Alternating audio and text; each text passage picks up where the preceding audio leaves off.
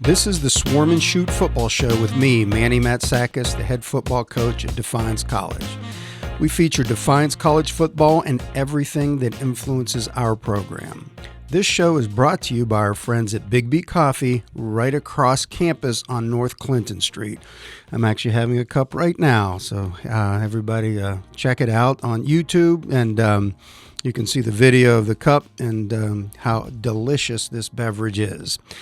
Get the finest coffee beverages, even tea, in Defiance, as well as great pastries, breakfast sandwiches to start your day off, and you can even get a pick-me-up like a lot of our coaching staff does in the afternoon. I'd also like to bring on board the maker of this fine apparel right here, and not just Nike, but we're talking about BSN Sports, all right? I'd like to bring on board our latest sponsor, BSN Sports, and Rob Held and his sales team are the professionals you need to get in touch with for all your sporting goods and apparel needs in Ohio. Not only do they work with high school and college sports teams, they also deliver outstanding apparel to businesses so they can brand themselves in a first-class manner. This is episode number 33. Let me tell you a little bit about our special guest today. Her name is Dr.Agnes Caldwell, and she graduated magna cum laude from the University of Toledo, double major in international relations and political science, Master of Arts at Toledo in sociology, a PhD in sociology from Wayne State University, and her dissertation was on the study of religious and social tensions in the parade tradition in Northern Ireland. That's a mouthful. And then she actually lived in Northern Ireland for 2 summers. And at Adrian College, she served as a faculty member, department chair, and accreditation coordinator for the college's self-study process. Then she took a big, awesome step to become a Yellow Jacket. All right? She became, for us, most importantly, in 2017, she became a vital member of Dr. Mankey's senior leadership team, being named Vice President of Academic Affairs and Academic Dean. Dr. Caldwell and her husband, Timothy Wilson, are the parents of 2 children, Abigail and Owen. Dr. Caldwell, welcome to the show. Thanks, Coach Matsakis. Great to be here. Oh, shoot. I'm fired up about this. This is going to be great. You are the first administrator, faculty member. You do so much on campus, everything you've done here, and the first one on the show. And, I guess I had Dr. Jeremy Taylor, or Coach Taylor, was on earlier, and we can visit about him at some point if you want. But, it's been an honor knowing you since I first arrived. It's been a lot of fun for me because of your background, and I remember when I knew I was going to do this podcast and we could get it on your schedule, which isn't always the easiest thing to do. Although you have told me you will do whatever it takes to help the program out. Absolutely. Yeah. So, that's fantastic. But, what really piqued my interest was your research in Northern Ireland. It's just so unique to me. And, what made you decide to take this course of study in your doctoral research? Well, thanks for having me. I love working with you and your coaches and the great students you bring here. Well, for me, the interest in Northern Ireland started because of a professor. And professors, spark a love of interest and learning in us when often you don't know anything about the subject. And so I took a series of courses at the University of Toledo with a professor who had studied there and published in the area of Northern Ireland and the political conflict there, and was able to do my master's degree on women and political participation in Northern Ireland under him.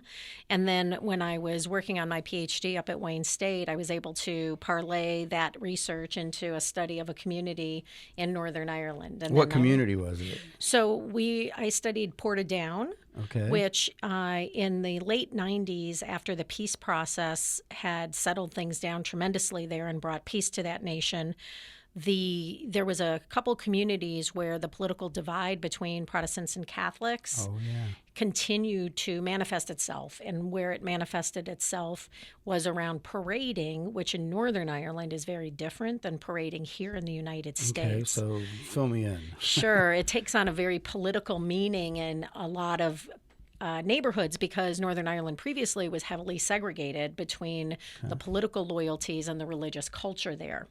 And so in Portadown in particular, that church was the founding of a group called the Orange Order, which was founded there and then had the first lodge created. It was a sort of, it is an all-male organization. Okay. And one of the ways they celebrated their brotherhood was to parade. But in that town in particular, when the 70s happened and segregation happened very, very, very heavily in almost all of Northern Ireland because of the political divide, the Catholics in Portadown were relegated to a particular part of the town and basically surrounded by the remaining Protestant loyalists. And so these parades marched through their neighborhood, and you were forbidden to be a Catholic. To be in the organization. And so it was seen as an inflammatory piece. It was seen as a piece of marginalization for the community. And so I went there to study how people responded to those parades after World War II, because the parading there has been going on for several hundred years. Really? That was one of my questions. Like, when was this happening? Like, what years was all this going on? So the Orange Order and these parades were really became popular starting in the 19th century. And they have a long history of celebrating community and particular cultural expectations within the community tied to religion. And then in the 80s and 90s, when political tensions began to change in Northern Ireland, and you saw the rise of a number of political parties that were nationalist and Republican, these parades would flare up in certain communities, Portadown, Derry, and parts of Belfast. And so I was able to go over there and study and use Portadown as a case study because it was the location of the founding of this organization, so it had a very particular historical link, and the community there had basically used the parades to then organize themselves around other social inequality issues because of the marginalization of the community and particularly for their children. Because around these parades, it was a really dangerous time and tensions heightened, and there was a lot of conflicts increasingly between the communities, with the police, et cetera, et cetera. And so it was a great story about how a community resisted the marginalization of their culture and their space and who they were in a way that was really interesting and powerful. It was a great story to tell. I was really privileged to meet with those folks and have them share with me how they had lived in a situation that was pretty scary sometimes for them. Yeah, a veritable war zone. I mean, right? Yes. I mean, wow. It's I don't know. I'm thinking all these different things. I've got friends that are Irish, some are Catholic and, and some are not. But it was very interesting to get their background of when their families came over. And then it's funny, I was talking to one of my buddies. He was, have you ever seen, this is a Peaky Blinders. Have you ever seen that yet? No. Oh, my, it's on Netflix. Oh, and it's all about sort of like the crime and the issues in Ireland. And they're coming to the United States, and it has a lot of that like tension and the war type of situations and religious background to it. I mean, it's fascinating. It's a highly rated Netflix series, but it's one of those you binge watch. You just can't stop watching. Oh, okay. So, I definitely will have to check it out. It's interesting, that it's not necessarily politically correct in a lot of ways, but it's got some passion in there, and you can see it made me understand a little bit more about the strife that the Irishmen were dealing with. Well, and of course today, Northern Ireland and Ireland are so vastly different. Yeah. The peace process, the relationship with the European Union, despite what's happening in England right now, really has transformed that island in a way that is profound. In fact, the Republic of Ireland just held elections this past weekend, and a number of political parties have made a huge surge, including Sinn Féin, which had been a marginalized party in many ways in the Republic of Ireland and Northern Ireland, because they had aligned themselves with the Irish Republican Army for many years, dating back to the separation of the island and the revolution in 1916. And so you are seeing a much different look in Ireland and Northern Ireland among all of the folks who live there. And it's wonderful, because who doesn't want to live at peace? Oh, absolutely. Right. And it's such a beautiful island. That's as I see pictures of it, it's like, wow, it's so lush and green. There's you got the ocean, you got so many amazing. I know my wife Lizzie was she went. Oh my goodness! It was after she went to High University, and then she took time off. Took her 94-year-old grandmother. Wow.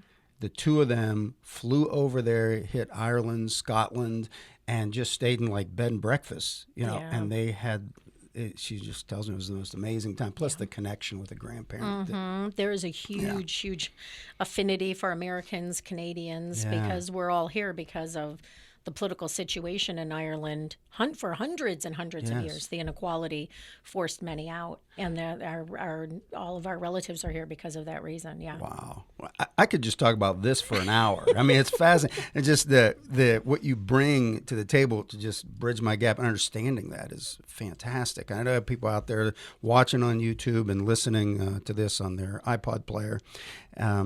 It's something that really comes to life, and so that's awesome. You get that opportunity, you do all this research, you publish, you get your doctorate, and then let me shift some gears now. Sure. You're here at Defiance College, right? And everybody asks, hey, why are you here? What's the purpose? Why'd you decide to come here? And why Defiance College for you? Yeah, so when I was at my previous institution, I had worked my way up from a faculty member. I had done a number of administrative roles, and then I was the vice president and dean there.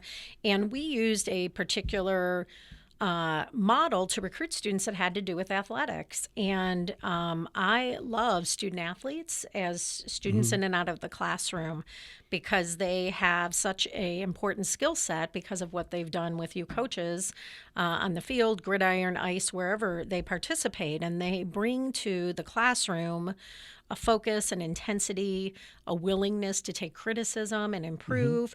And so when I realized that I really liked working on strategy to help students to be successful, that's really what we do here at our levels, just as you lead the strategy here of our great football team. So I came here to work with our president, Richanne Mankey.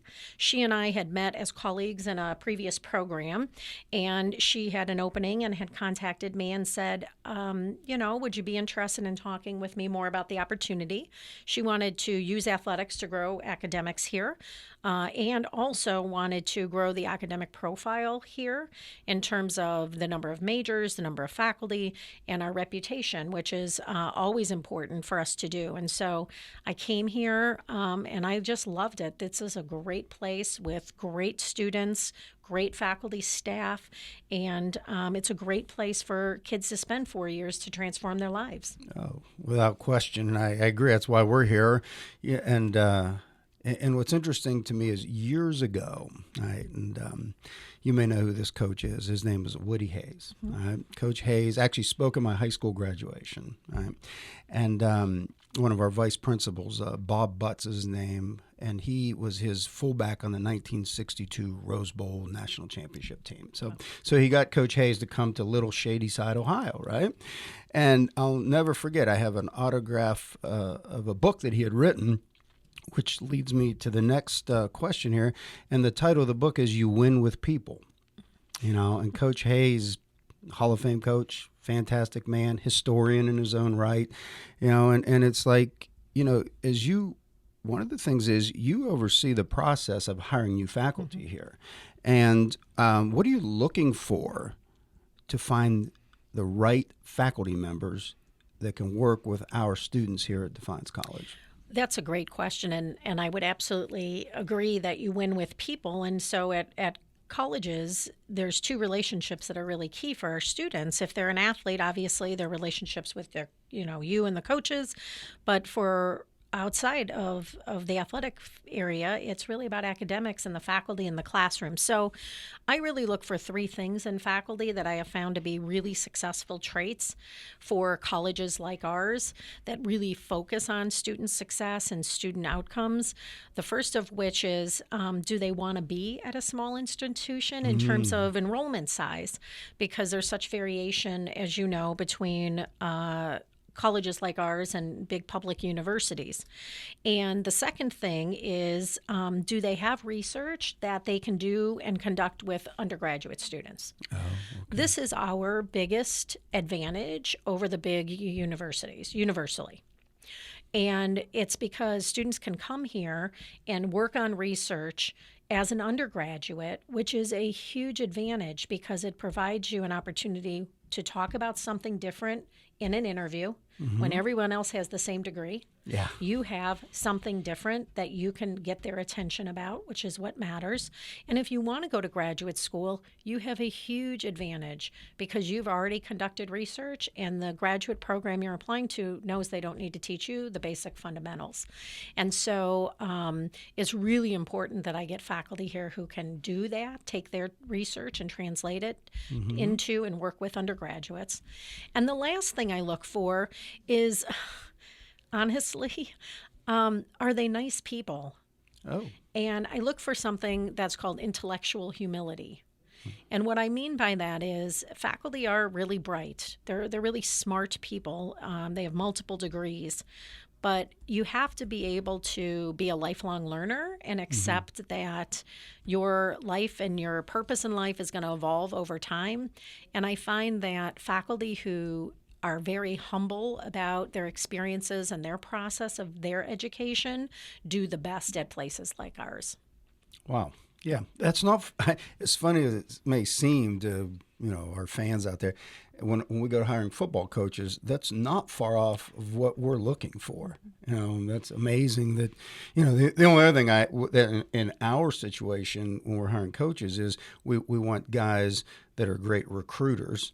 Because that really helps, and but that would also come across if you have your humility is there, and they prospects gravitate towards us, Yep. and I've got a great coaching staff. I'm fortunate to have them. Now, you correct me if I'm wrong on this. You're first generation college student. I am. Okay. I'm the first person in my family to go to college and graduate. Absolutely. And you kept going. You didn't just stop at the bachelor's. You went all the way up to get your doctorate. I mean, what in the world? I mean, as a young girl in high school, when you're thinking what you want to achieve in life and the things you want to create, I mean, you obviously changed the path for you and most likely in these cases generations to come. So when we're both gone, there will be your children and their children. There's probably a pretty good chance they're going to be doing that. And my research has shown me when you do make that move and you go to a college and things change, your income changes, your status changes, a lot of really positives come out of that. So what clicked for you to be the first one?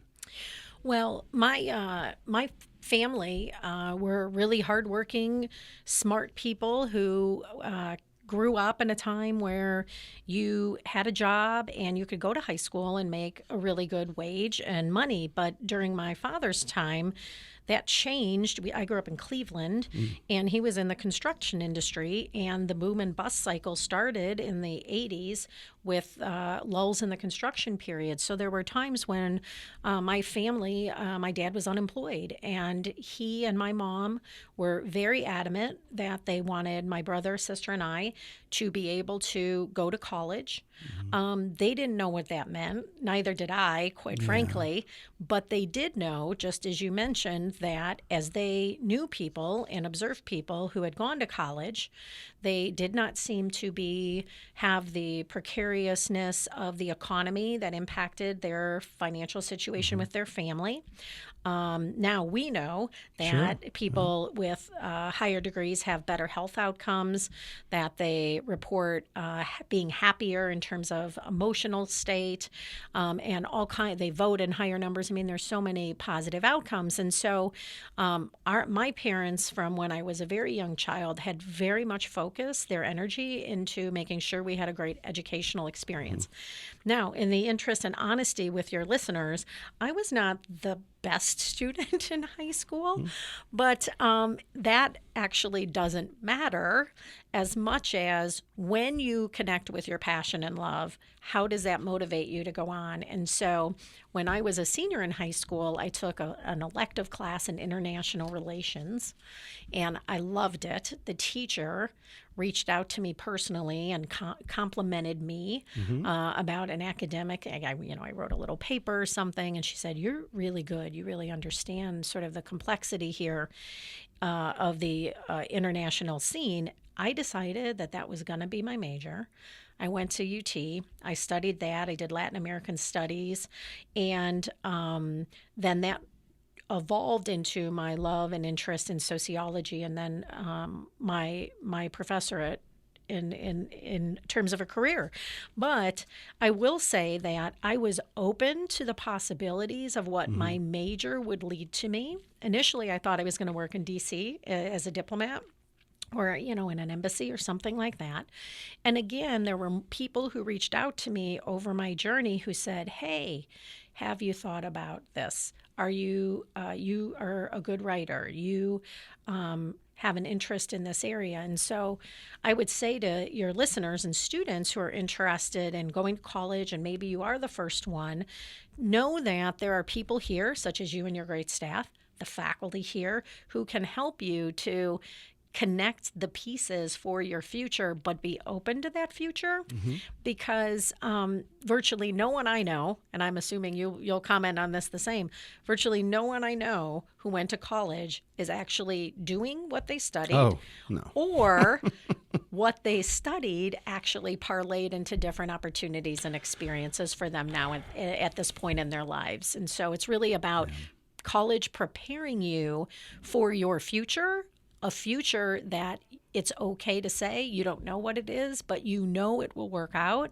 with a quality degree like you would get here at DC. That's so funny, and you're right. I am going to comment about that because I at one of a previous recruiting weekend when I addressed the parents and the players, it was interesting because I had brought up, my background, and they think I'm going to talk about just football only, and to let them understand that, hey, look, my degree was in biology. I was going to dental school at Case Western. I mean, that was the plan. And then I get drafted by the Philadelphia Eagles, and I was like, oh, okay, well, I think I'll take a shot at this. So I spent a few years as a journeyman. And then, I started realizing I really didn't want to be a dentist. Not that there was anything wrong for me. That wasn't a calling for me. So I decided, let me go back and get a teaching certification. I had all these, the degree in biology already. So I went back, did that, did my student teaching, started teaching at Barberton High School, which is near Akron, Ohio. And from there, what the bug hit me to coach football. I had a mentor there. It was fascinating. I love football. I didn't realize it, even though my father was a long-time high school football coach. And it wasn't like, he always told me that, hey, Manny, never be a football coach. The work is too hard. The hours are too long. You won't see your family. He kept giving me all the things why not to do it. So it just lied dormant until I saw it. And I'm like, I've got to do this. And I've been fortunate because of the background in biology, which is a systems type of learning. You've got circulatory nervous system, all the different things you're studying. So every time I've come into this as a football coach, everything is a system. You have an approach when you're planning. How does all this fit together? Your offense, defense, they're all systematic. So that's not everybody gets that in their undergrad. So that's very interesting that you bring that up. And it's also interesting to me that here at Defiance College, we have a significant number of first-generation college students. And it's a bit of a melting pot.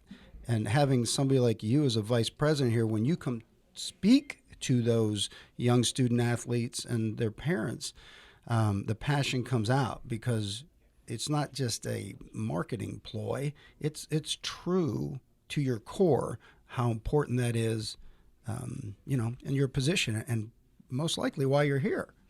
Absolutely. The thing that I love about the work we get to do with our students is we really get to know them. And if I do know that a student is the first one in their family to go to college, I really make sure that I help them to make sure I explain what words mean. It took me 3 terms at the big university I went to, which I had a great affinity for, but to figure out who the bursar was. I And get it. so, Yeah. it was a Wow. maze. And so the great thing is when you're sensitive to the situation from which you come and you don't forget, most importantly, where you've come from, it helps me to make sure that we're doing the right thing for our students, knowing that many of them look like me in terms of that background. And so we have a new program here this year that we just started. It's a mentor program, which pairs up upper class students with entering freshmen. And they meet once a month, and they get to work with someone who is there but who has been successful here at DC. So sometimes they don't want to ask us questions, right? Because either they forget, they're intimidated, whatever the reason. But this is another layer of support. And then what they do each month is work on what is called a habit of mind, which is a research-based curriculum that shows that really successful people have these habits or attitudes and behaviors for success. So what the mentor does is work on a workbook that we've written here with another colleague of mine, Diane Henningfeld from Adrian College, and we work the students through those habits each month. This very simple stuff, but applying it to the classroom. So how do you work on communicating with clarity and precision, a really important skill? How do you do that in exams? How do you do that in preparing for quizzes, et cetera, et cetera? And so we have our first cohort this year doing that, and we have 15 students involved. And then we also incentivize the students because when you're a first generation student, money is very tight. Money is very important, and everybody's willing to sacrifice for that, including you, to help pay and finance your education. So we do book vouchers for students each term to help them to buy their books as part of the incentive and involvement in the program. So 90% of the students who did it in the fall are back. Oh, great. And next year, we're going to emulate Coach Matsakis and the great team here, and the students want to do podcasts for other students like them. Well, there you go. That's Yeah. awesome. Isn't that great? Yeah, that is. And I'm gonna, you talk about the support that our students here receive from, I mean, it's not just the coaching staff, and I am going to put you a little on the spot because you won't want me to talk about this, but I'm going to do it anyway because it's my show. So here's what's happening. Okay, so I'm going to tell everybody out there. So it's like Christmas time. I go to your office, right? And I ask, hey, what's going on? How's things going? Just occasionally I drop in, and you're working on all these projects, and we're talking about some of our student athletes that I may know and so forth. And there's a student that all of a sudden he's from out of state. This young man has to get a flight, I think out of Toledo maybe, and I just by accident, you start telling me like, well, we're bringing him over to the house. He's going to stay at the house, have some dinner, and then I'm going to make sure he gets to the airport. And I don't know any vice president that and I've been at some places now, that I have seen anybody do that for a student. I've never seen it. It's the first time. I just think parents don't realize the support that they get, and you lead everything. Leadership comes from the top, and you and Dr. Mankey are right at the top of this, and it gives us. It just makes. I think our parents can know once they send their young man here to play football. And we even had a female that was a kicker, so we will take them too. That we have support like that. But what made you think to do that? Well, again, back to what we were just talking about. Um, uh, my parents didn't have jobs that they had a lot of vacation time. And so getting home and finding ways to get back to Cleveland, sometimes it was a bit of a challenge. And so this young man was in my class. I teach a first year class and love working with the first year students coming in. And he did a great job. He was working hard, he was doing everything right. And I had conferences with them that first week of December, and we were talking, when are you going home? What's happening? And he said, oh, I'm trying to figure out how I'm going to get there. I was going to pay somebody to take me to Toledo. And I said, no. Because I knew he was a first generation college student. Sure. And I said, no. I said, I live in Toledo. You can come stay with me. I have an extra bedroom if that doesn't kind of weird you, And Sure. You want to be careful. They're, at the end of the day, they're 18, right? And you don't want to come off as, overbearing or anything. And I said, well, think about it. Let me know. You're welcome. I can run you to the airport. It's 12 minutes from my home, which it is. And so he came and stayed, and then I picked him up in January. I texted him and I said, don't you pay to have somebody come get you. I live in town. So I went up and I got him and brought him back, and he's doing great. I check in with him, and I just, every once in a while send an email. He's running track now too, so he'll be in great shape for you for the fall. And he's just a good kid and from a great family who's working hard, and he's working hard. So it's just little things like that I think also make a difference. And I said to him, someday you just do this for somebody else. Yeah. Exactly. That's what it's about. Well, and just like Woody Hayes said, you win with people. So here we go. All right. Now, talking about people, we're looking at some future students here, and you've been very, very focused recently in our STEM students. A lot of people out there may not know what STEM is. So big push by the administration for STEM. Could you explain what STEM is and what we're looking for in those future students? Absolutely. So STEM is the combination of a number of fields together into the acronym for science, technology, engineering, and math. And while we do not offer engineering here, we are working on a partnership to try to see if we can offer an opportunity for students who are interested in engineering with a couple different colleges in the area. But we do offer great science programs. We have computer science here now.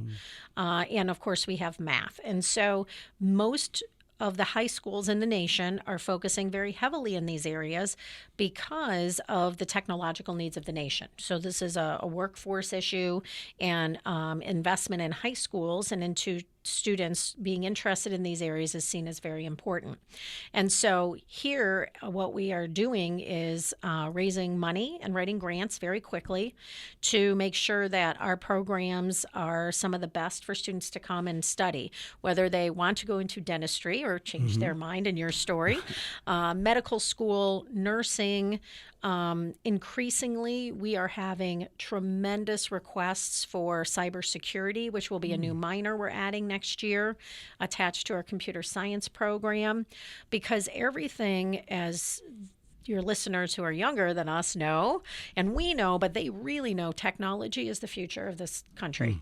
Everything is going to be tied to technology, and we need professionals to help us to do those pieces. And so we have written a number of grants. We've raised a lot of money in terms of this area, close to $1 million now in 18 months between grant writing and support from trustees. We will have in the fall our second cohort of full ride STEM students. So this fall we welcomed 5 students who have received a full ride scholarship in those areas for 4 years. We'll welcome our second cohort of 5 this fall. And we also were recently a recipient of a large grant from the state of Ohio of $284,000 to support computer science students who come from Ohio. So if you are interested in that major, you will receive additional monies from the state of Ohio to study computer science here. So it's very exciting, very timely.